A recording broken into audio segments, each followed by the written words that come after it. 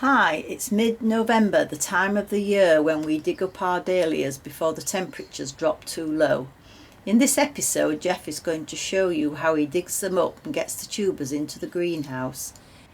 In short, he's going to show you how he transforms this to this,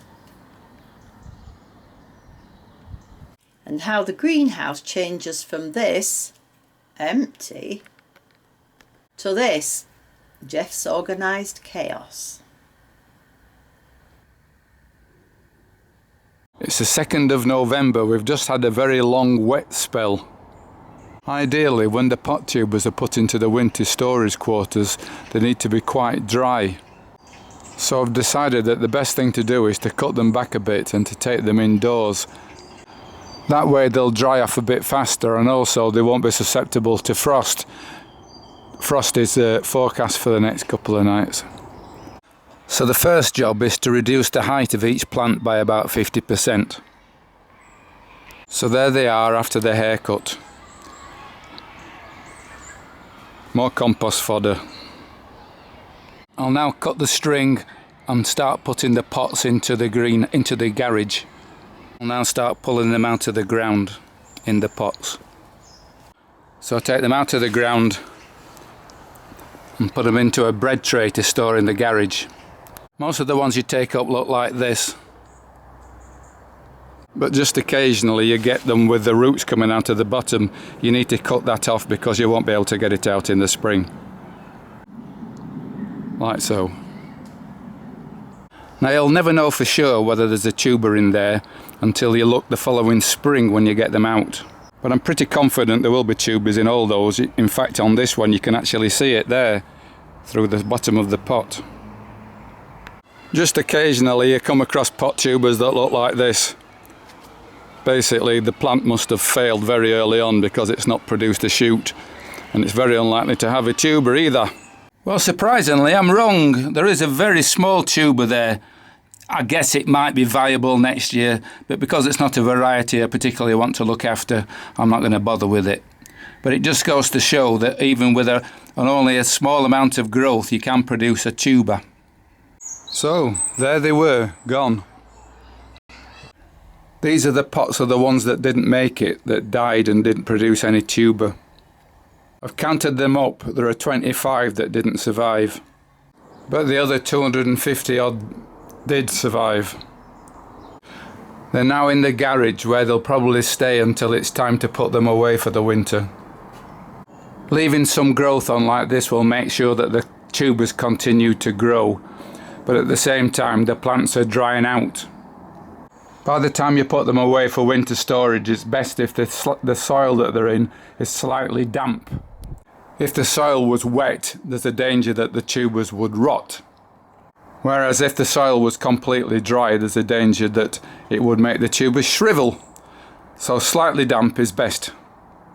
As well as the pot tubers, I've also got quite a lot of the salvias in the garage now.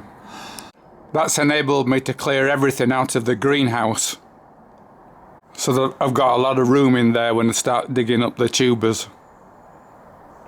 So that's the greenhouse clear. You might notice that I've put a piece of plastic cladding all the way around. That's to help protect the dahlia tubers from frost. A few years ago I made the mistake of digging my tubers up and then putting some of them touching the window in the greenhouse. They got frosted and the tuber then shriveled up and rotted. So I'm trying to protect them and stop that happening this year. It's now the 5th of November and last night we had our first frost of the year. Although you don't need to wait for the frost before you start digging up your dahlia tubers, it's not a bad time to do it. I'm going to start on digging up the dwarf ones at the front of the beds, which would otherwise be getting in the way when I'm trying to get the taller ones up. As those of you who live in the UK will know, November the 5th is bonfire night, to commemorate the time when Guy Fawkes tried to blow up the Houses of Parliament. Traditionally, parents buy fireworks for the kids and they have a bonfire to commemorate the historic event. So I'm going to start the digging process today. I've usually found that on the 6th of November the air quality is so poor that I don't want to be out here. Everybody's had bonfires and it stinks of smoke. So I'm going to get on with the job today. So here's one called Art Nouveau. The first thing I do is to cut off the foliage down to the ground level. I'm now going to dig up the tuber, taking care not to cut into the tuber with the spade. So there we have it, a small tuber. First thing to do is to knock off all the soil. Quite a nice little tuber that should overwinter fine. I'm now going to go around the whole garden finding out where all the Art Nouveaux are and keep them together for storage purposes. So there we have a complete tray full of Art Nouveau dahlias in the greenhouse. You might notice that they're all upside down. That's to allow any moisture in the stems to drain out. The next step will be to clean them up properly and remove any excess bits that aren't required. But I won't be doing that for a week or so while I dig up the other tubers.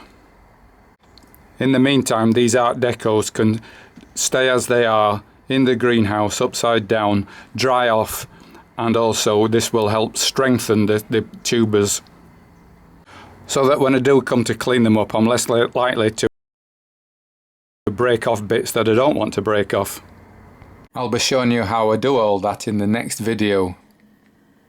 Now if you watched our September episode you will have seen me trying to produce seeds by crossing different varieties of dahlia together. Firstly, you saw me using a paintbrush to transfer pollen from one variety to another.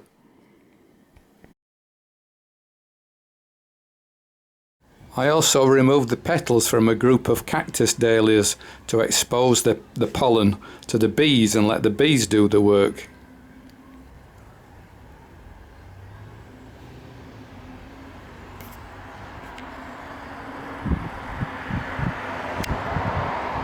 Subsequently, I kept squeezing the seed pods to remove any excess moisture to help the seeds ripen. Finally, in the October episode, I hung them up in the greenhouse to try to get them to dry off. Well, I've now brought them in the house to dry off and finish the ripening process. Now that most of them are turning a nice brown colour, I think it's time to open them up to see what seeds we've got inside, if any. So I'll start with a seed pod that I hand pollinated myself using a brush across two varieties, Hollyhill Loverboy and Joe Mander. This is off the Hollyhill Loverboy. First thing you need to do is to remove all the surplus bracts around the side of the seed pod, because most of the seeds you'll find are right in the middle. No seed pods in that. But then as you get into the middle you'll find some hard little black seeds if you're lucky. There's one. There's another.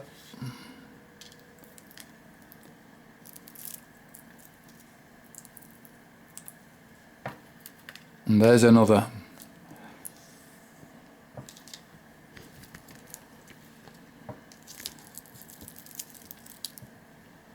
Now they're not all viable. Sometimes you find that they're quite soft and it's pretty clear that they're not going to survive, so it's not worth trying to overwinter them.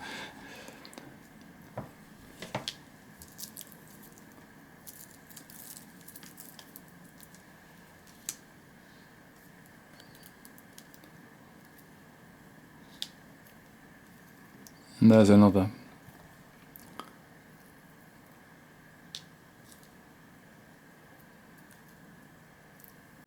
In total, that seed pod produced 10 seeds that were potentially viable. And here's the seed packet that I'm going to store them in over winter. Now here are some of the seed pods that were produced from the cactus dahlias, whose petals are removed to expose the pollen to the bees, So the bees did any work in this particular cross. Were the bees more successful than hand pollination?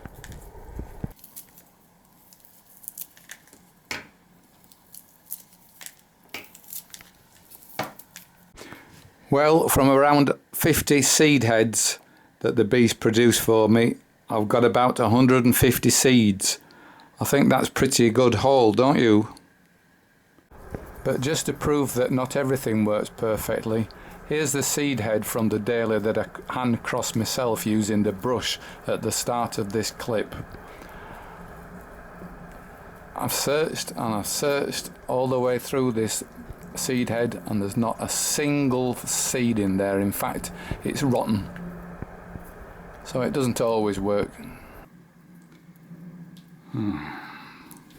So this is the total seed harvest, around 200 seeds I think. I'll leave them to dry for a couple of weeks and then I'll put them in their packets and store them somewhere cool and dry for the winter. I'll then start them off in the greenhouse in compost in around April time. You never know what you're going to get. Some might produce a flower, others might not produce a flower at all. Some will produce a flower that's totally ugly and others just might be beautiful. We'll see. I'm going to show you how I dig up the dahlias in this particular patch of plants. The first job that you need to do is to cut down the stems to about a couple of inches above soil level. I used a pair of cutting shears for this purpose.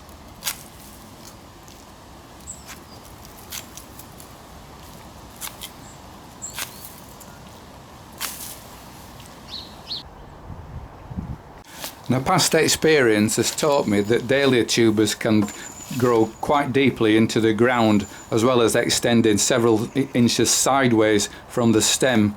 So I make sure that I put the spade a good few inches away from the stem, dig deep into the ground so that I don't break any of the tubers off.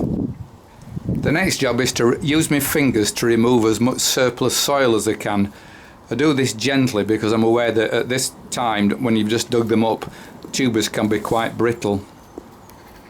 Now, if you grew the dahlia directly from a tuber, it's likely that the mother tuber from which the plant grew will still be there amid the clump of all the other tubers. Before the tuber can be put into winter storage, it'll be necessary to remove that mother tuber. But at this stage in the process, I've found that the mother tuber is a suitable place to put the label so that you don't lose it. Over the years I've found that it's dead easy to lose the label when you're digging the dahlia up, so I've found that using the mother tuber like this makes sure I don't lose many labels. Now that's a good example of a mother tuber. It's gone soft. And here's another example. The mother tuber tends to be darker coloured than the rest. This is the biggest tuber that I've dug up. It's called Summit Festival. It always produces a huge tuber. Nice flower though. Now here's my favourite helper doing one of her favourite jobs. You must be joking. Well, I can't deny it's not one of my favourite jobs either. Some of the old string does get thrown away, but we keep quite a lot. As you'll see in the next episode, I use this old string to tie the labels onto the tubers to store them over winter, and the polypropylene string won't disintegrate in the soil over winter. I've just dug this one up. It's called Blackjack. Normally it produces a big tuber, but in fact this one does not produce any tuber at all. The only thing there now is the mother tuber. That wouldn't survive the winter, it will rot. So this one's just going to go on the compost heap. Fortunately, I've got quite a few pot tubers of Blackjack. That's the main reason to grow pot tubers. In fact, it reduces the odds of losing a variety that I'm particularly fond of. Coincidentally, I've just dug up another Blackjack. As you can see, there's no problems with that one. Plenty of tubers. And it was only growing about 10 feet away from the one that didn't produce any tuber. Don't expect me to explain why. I've got no idea. Now what to do next is very similar to what I did with the tubers from the dwarf dahlias. I take them into the greenhouse and store them upside down so that the moisture will leach out of the stems. As you can see, I've piled them quite high. That's fine because it uses up less space. Before I start cleaning them up, I would have liked the soil to have dried a little bit on them, so I'll leave the window open. I won't start the cleaning and dividing process for a few days while the tubers have got time to strengthen. Here's the world's biggest passenger plane flying from Dubai into Manchester Airport. I feel sorry for the people who paid extra for a window seat in the hope that they could see the dahlias in my garden. Because there's nothing much to look at anymore. I'll be making another episode later this month when I'll be trimming, chopping, cleaning up the dahlia tubers so that they're ready for winter storage. Until then, goodbye.